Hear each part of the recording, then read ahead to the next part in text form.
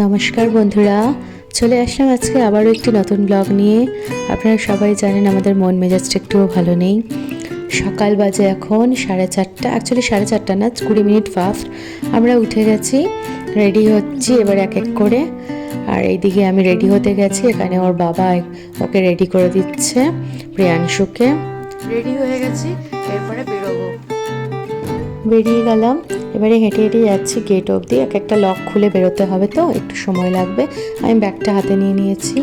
এখানে ওর বাবা অটোতে উঠিয়ে দিচ্ছে সব ব্যাগপত্রগুলো। প্রিয়াংশু যাচ্ছে, এবারে আমরা এখানে উঠে পড়বো। উঠে গিয়ে তারপরে গাড়ি আমাদের স্টার্ট হবে। এই যে স্টার্ট হয়ে গেছে গাড়ি, বেরিয়ে পড়েছি আমরা। চলুন এবারে স্টেশনে যাব। রাস্তা দিয়ে যাচ্ছি, দেখুন রাস্তাঘাট ফাঁকা সেরকমভাবে নেই। এখানে একটা জিনিস দেখেছি ধানবাদে আগাগোড়া, যে সারা দিন সারা রাত গাড়ি চলে, আনস্টপেবল, কন্টিনিউ চলতে থাকে গাড়ি। তো এই যে প্রায় স্টেশনের কাছে এসে গেছি। ওই যে লাল রঙের দেখতে পাচ্ছেন ধানবাদ স্টেশন দেখা যাচ্ছে, ওটা মানে লেখাটা। আর একটু কাছে গেলে আপনারা বুঝতে পারবেন, লেখা আছে দেখুন ধানবাদ জাংশন। এসে গেছি ধানবাদ মানে জাংশন, মানে ধানবাদ স্টেশনে। 5:23 বাজে, 5:40 আমাদের ট্রেন। নেমে গেলাম, অটো স্ট্যান্ডে দাঁড় করিয়ে দিল। আমরা এবারে ঢুকে যাচ্ছি 5:24। 5:40 আমাদের ট্রেন আছে, ইন্টারসিটি এক্সপ্রেস। আমরা ওটা ধরবো। এখন এখান দিয়ে ক্রস করছি অটোগুলোর সাইড দিয়ে করে। এই যে হাঁটি হাঁটি পা এক দু পা করে যাচ্ছি। মনে গভীর টেনশন, মানে ভেতরটা এমন হচ্ছে না বলতে পারবো, মানে বুঝাতে পারবো না। এখন তো একটু ঠিক আছি, কারণ এখন বাবাকে দেখে এসেছি, একটু মনটা হালকা হলো। বাবা যে কি খুশি হয়েছে তার নাতিকে দেখে, এটাই সবচেয়ে বড়। সেটা আমি আপনাদের কালকের ব্লগে আপনাদের অবশ্যই শেয়ার করব। এখন আমার এত সময় নেই আপনাদের ব্লগ এডিটিং করে ভয়েস ওভার দিয়ে বলার।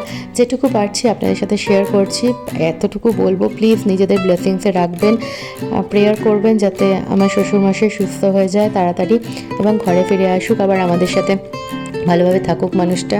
কারণ বাবা মা আর দ্বিতীয় হয় না কেউ। বাবা মা চলে যাওয়াটা কি খুব ব্যথা, এটা ভালো করে জানি, খুব ভালো করে এটা আমি বহন করি।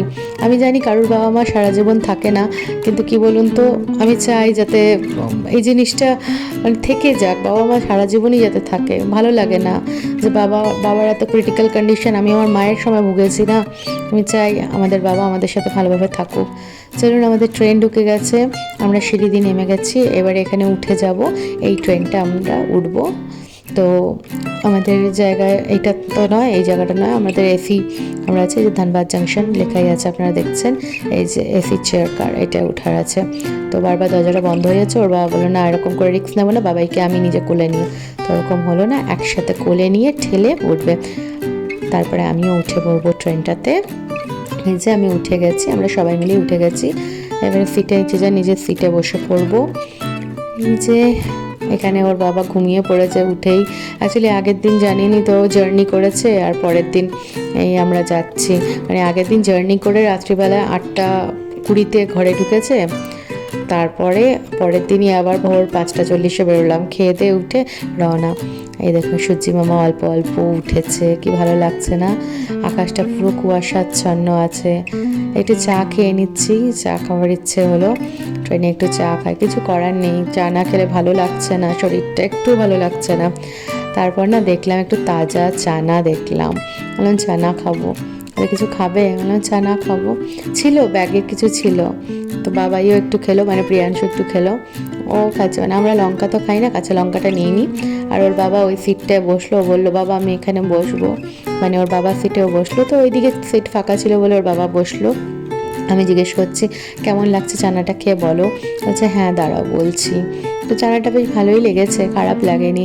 আর পুরো তরতাজা ছিল, সবজিগুলো তখনই কেটে কেটে মানে দিচ্ছিল, তো ভালোই লাগছিল। ঠিক আছে খেলাম, আর কিছু একটা তো পেটে দিতে হবে, খালি পেটে তো যেতে পারি না।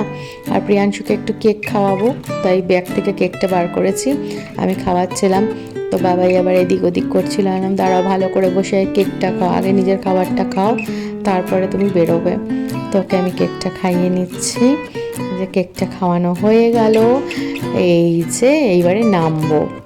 এসে গেলাম রাঁচি স্টেশনে নেমে এবারে আমরা হেঁটে হেঁটে যাচ্ছি।